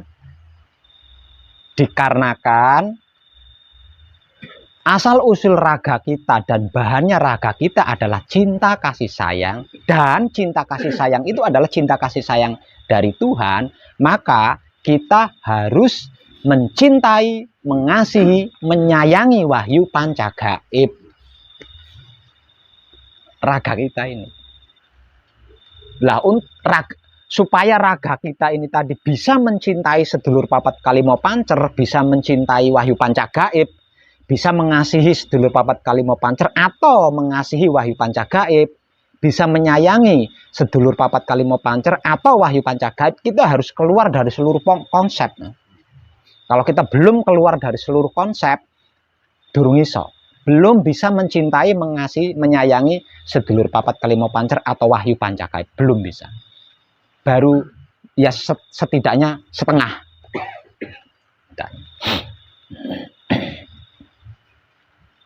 Tapi ini Ahmed Syul nih kata pemuka agama kan. Untuk di sini ada tataran kita harus ngimami maghrib dulu sholat. Terus nanti habis maghrib patrap itu termasuk konsep nggak? Ya kalau ya yang tahu itu kan panjenengan sendiri. Nah, kalau panjenengan saya ini hidup tidak sendiri. Saya tidak hidup sendiri, saya sedang bermasyarakat. Kalau jam segini saya akan bermasyarakat. Nanti setelah itu saya akan melakukan patra. Itu kan konsep saya. Iya, itu kan konsep saya. Ya suatu saat ya sekali dua kali sih oke, kita bisa melakukan konsep itu. Tapi dikarenakan kita sedang laku suci menuju abadi, mereka berlima kan akan protes. Nah, bentuk protesnya seperti apa? Bentuk prosesnya suatu misal, jam segini waktunya bermasyarakat. Nah, margo dene protes, akhirnya rasa-rasen bisa. Engkau utawa bermasyarakat seneng iki. Nah, iki waktunya patrap, rasa-rasen. Nah, itu kan bentuk protesnya mereka. Gitu loh. Jadi kedewasaan atau kemerdekaan itu akan kita raih atau kita dapatkan atau kita alami ketika kita sudah mencintai, mengasihi, dan menyayangi wahyu pancagaib atau sedulur papat kalima pancer. Kalau kita belum mencintai, mengasihi, menyayangi wahyu pancagaib atau sedulur papat kalima pancer, kemerdekaan itu tidak akan pernah bisa kita dapat. Kedewasaan itu tidak akan pernah kita dapat. Nah, kalau itu belum kita dapatkan, berarti ada salah satu konsep yang mengikat kita di situ.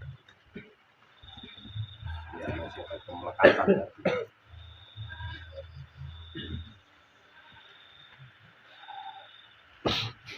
Kita harus bebas semua dari semua konsep itu.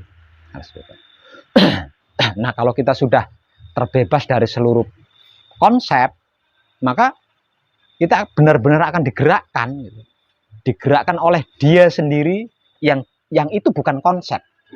Nah, itu loh yang dimaksud merdeka. Itu yang dimaksud dewasa itu.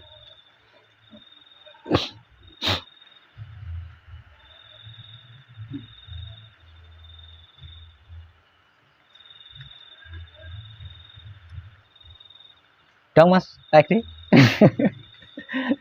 Maka sesederhana pun konsepnya, sesepele apapun konsepnya, keluar. Nah, kalau sudah keluar, jangan ciptakan konsep lagi. Jangan ciptakan konsep lagi. Jadi konsepnya Patrap samadhi mijil sowan saya lakukan jam sekian.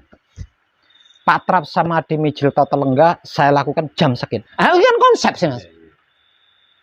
Nombok sing natural wae. Jangan masuk ke dalam konsep lagi. Kita berusaha keluar dari konsep. Tapi kita menciptakan konsep untuk diri kita sendiri. Terus piye?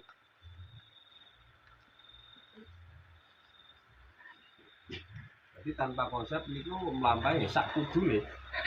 Kudune jero mriki gitu. Ora ngono, ora. Sak kudune ora. Ketika kita terbebas dari seluruh konsep, kan kita bisa mencintai, mengasihi, menyayangi wahyu ponco gaib. Maka wahyu ponco gaib adalah alat untuk bercinta dengan Tuhan. Nah, kalau kita sudah mencintai dan mengasihi, menyayangi wahyu ponco gaib, apakah ada waktu yang tidak kau manfaatkan untuk bercinta, berkasih dan bersayang dengan Tuhan?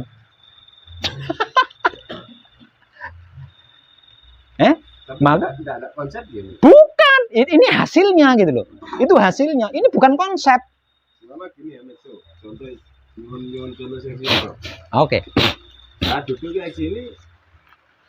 Terus ujuk-ujuk pengen patrap. Katakan seperti itu.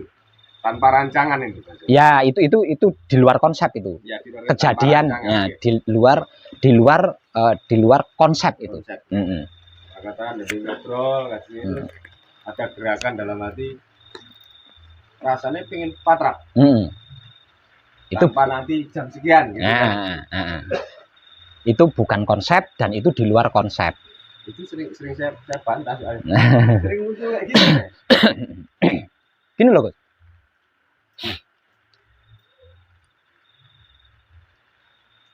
...24 jam full, ya, 24 jam full kita itu diberi hidup dan dihidupi. Artinya 24 jam full Tuhan kan mencumbui kita.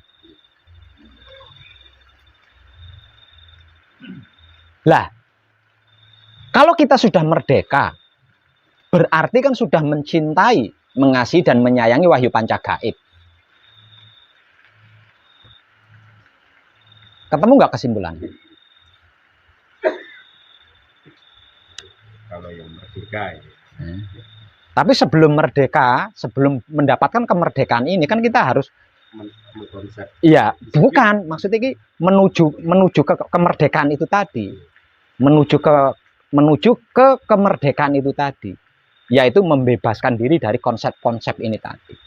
Artinya kita akan melalui konsep-konsep itu tadi, mlebu metu konsep. Engko metu saka keluar dari konsep ini di luar kesengajaan kita menciptakan konsep sendiri. Nah, itu. Akhirnya kita masuk lagi kan ke dalam konsep. Dan terus berusaha lagi kita keluar dari konsep yang satu ini. Langkon kene tercipta lagi konsepnya. Nah, kita itulah melalui itulah untuk bisa sampai ke kemerdekaan itu tadi. Kayak toh, mau kentek, pengen patrap. Nah, itu kan di luar konsep. Kentek, kepengen tuku rokok ning Indomaret, itu kan di luar konsep. Itu kejadian-kejadian yang di luar konsep. Nah, kalau di dalam konsep kan semuanya terencana. Semuanya tersusun, semuanya terpikirkan kan, terencanakan. Itu namanya konsep. Nah, kita harus keluar dari semua itu untuk bisa sampai ke merdeka. Soalnya kalau kita belum merdeka, kita akan mengalami kesulitan, kita akan mengalami kesusahan untuk bisa mencintai, mengasihi, menyayangi Wahyu Pancagaib. Karena Wahyu Pancagaib tidak mau disaingi. Saya gambarkan di dalam satu perahu ada 2 nahkoda. Artinya kan dia tidak mau disaingi di situ. Tidak mau diduakan, tidak mau disaingi. Tapi untuk menuju ranah merdeka, kita kan harus disiplin dulu, Pak. Iya. Harus berlatih disiplin. Iya, harus stop konsep. Kita harus disiplin di situ. Tidak untuk konsep. Stop konsep. Harus di situ. Lah nanti karena kita sudah berkata stop konsep, lah di luar konsep ini kan nanti otomatis aktif. Iya, bermunculan. Engkau muncul, engkau ora, engkau muncul, engkau ora. Nah, ini latihannya di situ. Prosesnya di situ. Nah, ketika di luar konsep ini muncul sesuatu enggak? Ketika di luar konsep ini tidak muncul sesuatu enggak? Kalau ketika di luar konsep itu muncul enggak sesuatu, ketika di luar konsep itu tidak muncul tidak sesuatu. Lah, itu loh merdeka maksudnya. Itu loh merdeka. Nah, nanti dengan sendirinya yo otomatis lagi tanpa paksaan kok ujuk-ujuk kok aku seneng banget karo Wahyu Pancagaib. Ujuk-ujuk aku tresno banget. Nah, kalau sudah cinta, kalau sudah kasih, sudah sayang, dikarenakan kita hidup 24 jam full tanpa henti nonstop, ya berarti selama itulah kita bercumbu terus. Nah, bercumbu terus itu bukan berarti sedino sewengi ngomene. Enggak. Itu bisa kita lakukan dalam keadaan apapun. Bisa kita lakukan dengan keadaan apapun. Tapi kudu merdeka dhisik, kudu mersudi mring kahanane dhewe dhisik. Nah, kalau belum mencapai di situ, yo ngene ono batasane ini. Soalnya rokok kan ono raga kita kan ada batasan. Ya, ada batasan. Artinya lek ngene terus 24 jam yo engko ora lempo, engko bar patrap ngene terus tangane, ora iso medun. Ya, karena melakukan cumbuan dengan seperti ini terus, padahal melakukan cumbuan itu kan dalam keadaan apapun dan dimanapun. Jadi aja mikir, berarti kudu patrap 24 jam. Enggak seperti itu. Soalnya untuk ini kau pertanyakan, karena saya kan bikin disiplin.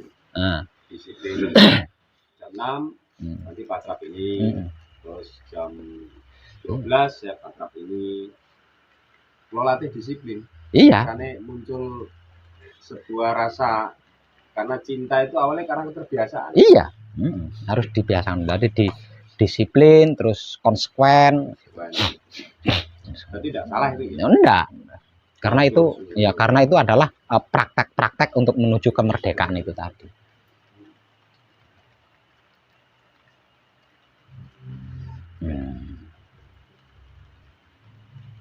Oke.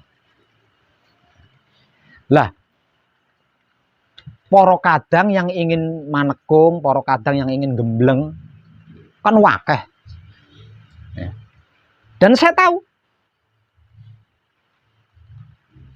semuanya itu asli ini punya ongkos. Untuk datang ke sini itu punya ongkos. Dan kebanyakan juga punya waktu. Tapi kenapa tidak bisa sampai di sini? Karena di konsep. Engko tanggal iki aku arep budal ning Jenggala Manik nemoni Pak Web tek semene. Engko ning kono pirang dino semene dino. Berarti aku butuh sangu semene. Aku kudu nggawa salin. Ya ini kan konsep. Orang sing teko nih. Nggak akan bisa sampai. Sebelum saya berangkat, saya harus memastikan Pak Web dulu ada di tempat apa sedang keluar kota. Ini kan sudah konsep. Orang tekan, tak jamin nggak akan sampai di sini. Tapi yang tidak berkonsep, wah ujuk-ujuk do teko. Bisa tekan kayak ini.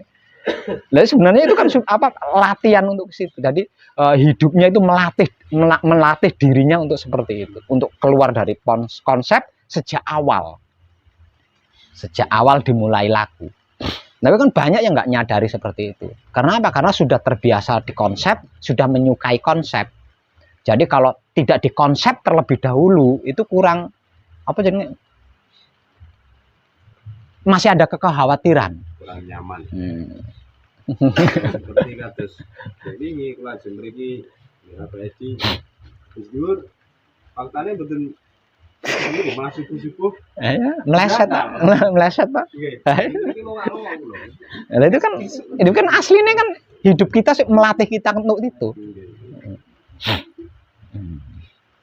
Ini jarene kowe iki arep setya tuhu tak gerakke aku. Tak gerik ke aku, lah kok isik ngerancang maneh.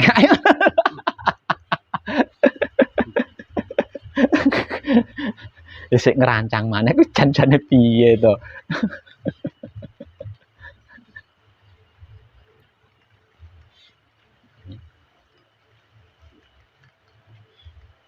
Kalau diistilahkan mengalir aja gitu gimana Mas? Mengalir aja. Nggak bisa. Bisa ya? Iya. Kenapa dikatakan tidak bisa? Bahasa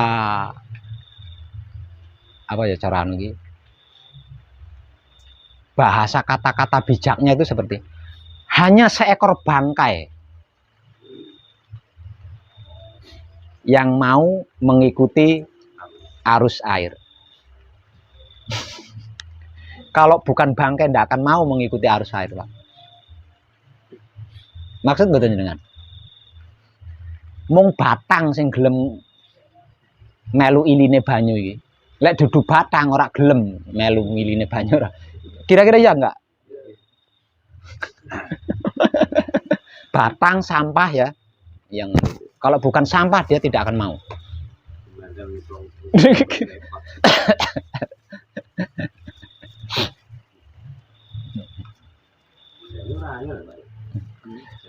Pemahamannya ndak angel. Ini kan prakteknya itu tadi dikarenakan kita belum terbiasa prakteknya.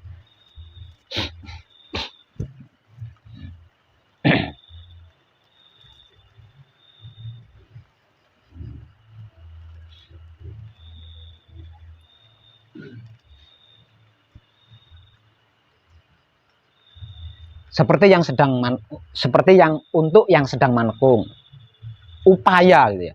Upaya untuk selalu mengingat asal-usul dan bahannya raga kita, upaya untuk selalu mengingat asal-usul dan bahannya jiwa kita, untuk apa? Upaya untuk selalu mengingat asal-usul dan bahannya hidup kita, upaya untuk mengingat selalu wahyu ponco gaib itu hakikatnya apa, sikap dan sifatnya apa dan bagaimana. Nah itu sebenarnya pelatihan untuk menuju ke kemerdekaan ini tadi. Dalam artian itu adalah bentuk usaha secara spiritual untuk membebaskan diri dari seluruh konsep. Nah, ketika raga kita menyadari, ketika jiwa kita menyadari, ketika hidup kita menyadari raga jiwa hidup kita itu tidak mau dikonsep itu. Karena apa? Karena dia sudah dikonsep paten oleh Tuhan gitu. Jadi tubuh kita itu sudah dikonsep secara paten oleh Tuhan, jiwa kita sudah dikonsep secara paten oleh Tuhan, hidup kita juga sudah dikonsep secara paten oleh Tuhan. Artinya mereka ini tidak akan mau dikonsep, itu tidak akan mau. Nah, dengan seperti itu berarti kan di sini nanti akan terjadi secara akan terjadi secara otomatis pembebasan diri dari konsep-konsep gitu.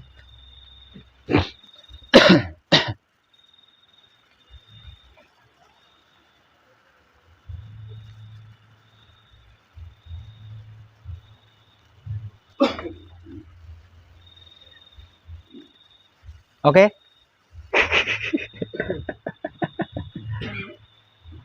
Tapi yo ora iso ujuk-ujuk kuwi. Perlu pelatihan-pelatihan. Inti sarine. Nah, oh karping ini, Pak. Paham ya? Karpe apa? Maksudnya apa? Arahnya kemana? Paham nggih?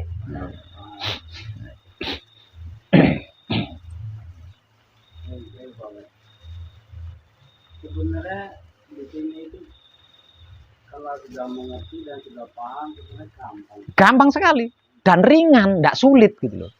Kalau benar-benar klik. Itu mempunyai kesadaran yang sadar dan sadar diri. Iya. Paling itu yang butuh praktek bersungguh-sungguh kan tentang itu.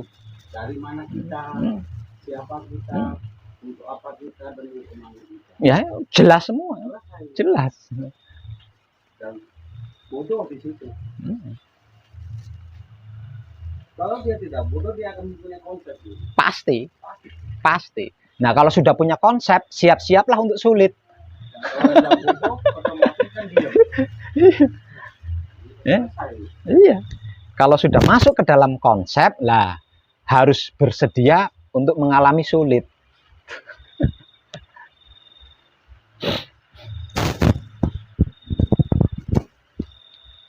Tapi di dalam gembleng kita harus berlatih dulu. Di dalam gembleng itu kita harus berlatih dulu. Keluar masuk konsep ini tadi. Sampai kita hafal. Oh ini masuk ke konsep. Oh ini keluar ke konsep. Ini kita harus hafal. Nah secara otomatis nanti panjenengan akan dilatih di situ. Akan dilatih setelah panjenengan selesai gembleng. Panjenengan akan dilatih di situ.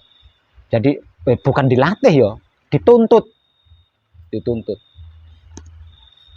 oleh siapa? Oleh sedulur papat kali mau panjar kita. Nah, berkonsep toh. Dan hidup kita langsung menggagalkan di situ. Setiap kali kita berkonsep, sedulur papat kali mau panjar kita akan menggagalkan di situ. Nah, tinggal kitanya. Nah, kalau kitanya selalu oke ya. Kemerdekaan itu akan kita raih. Tapi kalau enggak kapok-kapok, setiap kok berkonsep digagalkan, berkonsep lagi digagalkan. Kok berkonsep terus, oh musuhan kok. Kowe ya. Nah, iya. Banyak yang gagal dalam perencanaan. Nah iya. Itu udah pasti. Ngelawang sebelum di sini saja banyak konsep-konsep yang tidak sesuai dengan konsep itu banyak. Apalagi sudah masuk ke sini lebih jelas lagi di situ, lebih jelas lagi. Lah ini yang jadi masalah ini kan ketika menghadapi orang awam. Suatu misal saya janjian nih sama orang awam, ketemu di sana jam segini. Ini kan konsep. Nah hidup saya kan enggak mau dikonsep lagi kan enggak mau. Artinya entah dengan cara apapun saya pasti tidak sesuai dengan jam perjanjian itu tadi. Dikarenakan dengan orang awam kan akan menimbulkan kekecewaan untuk orang awam. Nah kalau sesama putra Romo oke. Nah, ternyata rencana Romo lebih jitu daripada rencana kita kan gitu. Nek wis putra, nek wong awam kan ora iso. Ora iso, waktu adalah uang. Ora iso. Solusinya di mana? Solusinya di mana? Makanya jangan berkonsep gitu loh. Solusinya itu solusi. Jangan konsep orang lain. Ya? Konsep orang lain. Ya kalau yang bikin konsep orang lain ya jangan disanggupi. Jangan disanggupi. Makanya terus dalam bicara itu insya Allah. Nah, ya iya itu kan aslinya mempolitiki konsep.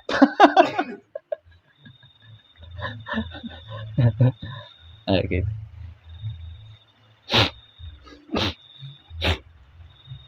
Konsep sama disiplin beda. Ya beda. Tapi kalau orang merdeka pasti disiplin, Gus. Orang merdeka pasti disiplin. Orang merdeka pasti sopan. orang merdeka pasti santun, orang merdeka pasti janjinya tepat. Karena apa? Karena ketika saya berkata, oke, saya ketemu dengan saya di sini jam segini, itu sabda. Itu sabda, bukan konsep. Tanpa rencana. Kita harus disiplin, harus tetap waktu itu. Oh, bukan harus disiplin. Intinya tanpa rencana. Enggak gitu, Gus. Maksudnya itu bukan harus disiplin. Kalau kita sudah merdeka itu pasti disiplin gitu loh. Pasti disiplin, pasti tepat. Semisal contoh, janjian sama seseorang, bertemu dengan saya di tempat ini jam segini. Ya pasti tepat. Gitu loh. Tapi untuk mendapatkan kemerdekaan ini kita harus hafal keluar masuk konsep ini tadi. Keluar masuk konsep. Mudeng jenengan? Belum. Saya ulang. Ketika saya berkata, Mas, engkau ketemu aku, nanti bertemu saya di Indomaret jam 10. Ini bukan konsep, Mas, tapi ini sabda saya. Benar. Ini sabda saya. Kenapa saya bersabda seperti itu? Karena saya tahu saya tidak punya buntut, tidak punya kepentingan lain. Ya. Artinya baju saya sudah saya cuci semua, piring saya sudah saya cuci semua, sudah ngantuknya sudah nggak ngantuk lagi karena sudah tidur. Pokoknya merdeka. Jadi saya berkata itu pasti tepat. Karena apa? Karena itu sabda. Beda sebelum merdeka itu beda. Ketika saya berkata, Mas, ketemu saya di sini jam segini. Saya enggak nyadar. Kalau istri saya itu tadi beras entek itu enggak nyadar. Enggak tahu gitu, Mas. Atau mungkin saya enggak punya rokok, itu saya enggak tahu.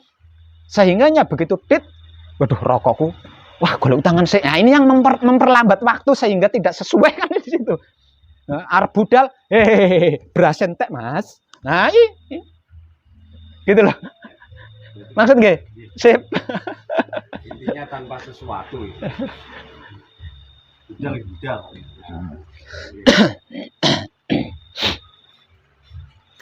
Saya tipis. Perbandingannya itu tipis.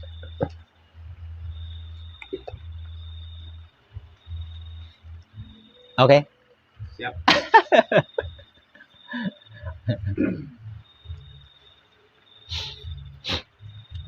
Untuk yang sedang gembleng, berusahalah untuk tidak lupa lagi tentang apa yang tadi sudah saya sampaikan ulang. Nggih. Sedangkan untuk yang di luar gembleng, pelatihan panjenengan adalah tidak mengsesuatukan apapun itu. Untuk tidak mengsesuatukan apapun itu.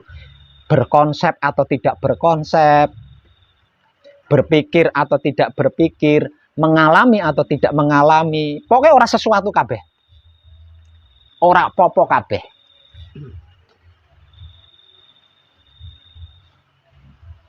Kayaknya sudah ada videonya itu. Ada, tapi lama, udah lama. Bahwa sendiri ngomong karena bahwa itu sudah tidak sesuatu lagi. Untuk sesuatu kan? Iya. Ada ya, tapi video lama. Oke. Untuk panjenengan yang sudah di tahapan manunggal jati, mohon maaf, saya belum bisa meluluskan panjenengan.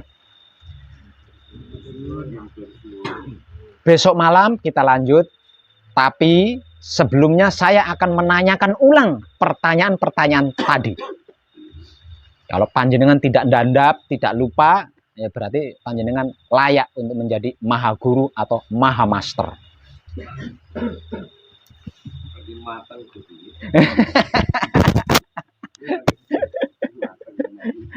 Yeah. Nah, agar supaya tidak lupa menghadapi saya besok malam, makanya kalau pas masuk aula baca-baca itu, oh ini tuh, oh ini. Oke, kadangan kita malam ini cukup, nggih. Sampai di sini kita sambung lagi besok malam. Terima kasih dan tercerahkan kita semua.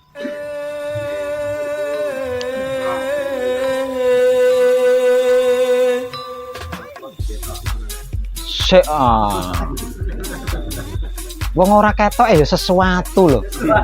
Wong nembe dibahas, urung apa ya wis sesuatu.